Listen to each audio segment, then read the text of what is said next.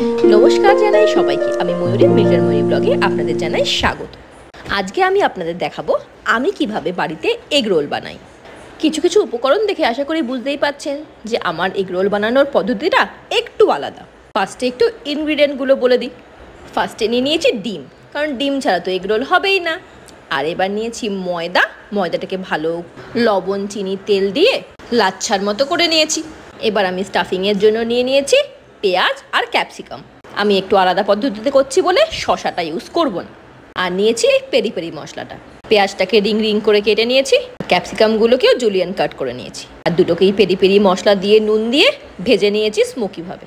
পুরো গলায়নি, আধকাচা রয়েছে যাতে মুখে পড়ে। সাথে নিয়েছি কটা কাঁচা লঙ্কা। এইটা ছিল আমার শাশুড়ি মা আর আমার স্বামী বাবুর স্পেশাল রিকোয়েস্ট, কারণ খাবারে কাঁচা লঙ্কা ওদের ভীষণ পছন্দের। অনেক বকে নিয়েছি। এবার আপনাদেরকে বানানোর প্রসিডিওরটা দেখিয়ে নিই। এবার ফার্স্ট কাজ হবে ময়দার লেচিগুলোকে রুটি বানিয়ে নেওয়া।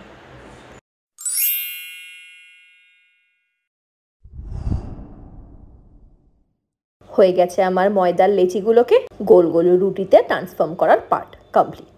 এবার এগুলোকে ভালো করে ডিম দিয়ে ভেজে নিতে হবে। গ্যাস জ্বালিয়ে নিলাম আর চাটুটাকে স্লো মোশনে ওই গ্যাসের মধ্যে বসিয়ে দিলাম। স্লো মোশন করতে আমার বেশ মজা লাগে। চাটুটাকে ভালো করে গরম করে এবার এর মধ্যে রুটিগুলোকে দিয়ে দিতে হবে। এবার একটু আপনাদের দেখিয়ে দিই ডিমের প্রিপারেশনটা কিভাবে করছি। অনেক বেশি করে কাঁচা লঙ্কা আর নুন দিয়ে ভালো করে ফেটিয়ে নিতে হবে। রুটিটাও বাবল হচ্ছে, এবার টার্ন করে দিতে হবে। এবার দিয়ে দিতে হবে অনেকটা করে তেল। রুটিগুলোকে একটু খুন্তি দিয়ে ফুটো ফুটো করে দিতে হবে যাতে না ফোলে। দোকানে অনেক জোরে জোরে মেরে করে, বাট আমার চাটু খুলে বেরিয়ে যাবে, সেজন্য আমি আস্তে আস্তেই করছি। এবার ডিমের মিশ্রণটাকে এই রুটিটার ওপর দিয়ে দিতে হবে। প্রফেশনাল এগরোল শেফ নয় বাবা, তাই সেই ডিমগুলো রুটির মধ্যে থেকে কম বাইরে পড়েছে বেশি। কিন্তু নো টেনশন, খাবে তো বাড়ির লোকই, কেমনই হোক না খেয়ে তো নিতেই হবে, না হলে কমপ্লেন যে করবে তা রাতের খাবার বন্ধ। অসুবিধা হবে না, যখন অ্যারেঞ্জ করব তখন সব ব্যাপারটা ম্যানেজ করে দেবো আমি। মানে ওই গোদামিল পাকিয়ে দেবো, দেখতে আর টেস্টে ভালো হলেই এনাফ। ওইটার ভেতরে কি করছি কে আর দেখতে যাচ্ছে। কিন্তু আপনারা যদি এই রেসিপিটা বাড়িতে ট্রাই করেন অতিথিদের খাওয়ানোর জন্য, তখন একটুখানি ভালো করে এনজয় করে দেবেন। মিডিয়াম আছে ভালো করে দুই সাইডটাকে কুড়মুড়ে করে ভাজতে হবে। এই যে হয়ে গেছে ভাজা, এবার এগুলোকে প্লেটে তুলে নিলাম। একটা একটা করে সব কটা রুটিকে ডিম দিয়ে ভালো করে ভেজে নিলাম। গরম গরম পরোটাগুলোর মধ্যে হাত দিতে পারবো না, সেই জন্য একটু ঠান্ডা করে নিয়েছিলাম। এবার ফাইনাল স্টেজটা কমপ্লিট করার টাইম। একটা অন্য প্লেটে রুটিটা নিয়ে নিলাম। এবার পেঁয়াজ আর ক্যাপসিকামগুলোকে ওর মধ্যে লম্বা করে সাজিয়ে নিলাম। কাঁচা পেঁয়াজ শসার যে এগ রোল, সেইটা তো অথেন্টিক, সেইটার টেস্ট তো অবশ্যই ভালো, কিন্তু এই এগ রোলটার টেস্ট কিন্তু কিছুই কম নয়। এবার অ্যাড করে দিলাম চিলি সস। যারা ঝাল কম বেশি খায় তারা একটু ম্যানেজ করে দিয়ে নেবে। এবার অ্যাড করে দিলাম টমেটো সস।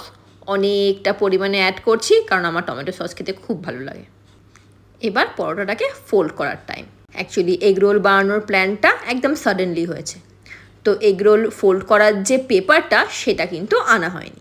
মিভানটার শরীর ভীষণ খারাপ, দুদিন থেকে অসম্ভব জ্বর আসছে ওর। এক গাদা রান্না করার টাইম পাচ্ছি না ওর ওষুধ ওর দেখভালের খেয়ালে, তাই এক ধরনের ফাঁকিবাজি খাবারই বানিয়ে নিয়েছি।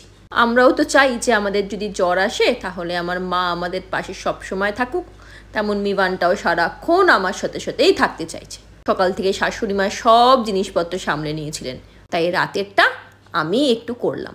এই দেখুন রোলের মধ্যেটা কতটা জুসি লাগছে। এবার বাদ বাকিগুলো একটা একটা করে রেডি করে নিলাম। অনেক রাত হয়ে গেছিলো, তাই একটু তাড়াতাড়ি করছিলাম।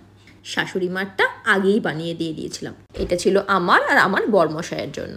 এখন আর টেস্ট করার টাইম নেই, সোজাসুজি খেয়েই নিলাম। অবশ্যই আমি জানি এটার টেস্ট কেমন হতে পারে, খুবই ভালো লাগছে খেতে।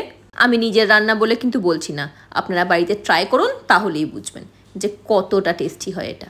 প্লিজ আমার ভিডিওগুলোকে অনেক করে শেয়ার করুন, লাইক করুন আর সাবস্ক্রাইব করুন। আর আমাকে আরও এত সুন্দর সুন্দর রেসিপিগুলো আপনাদের সামনে নিয়ে আসার জন্য উৎসাহিত করুন। ধন্যবাদ।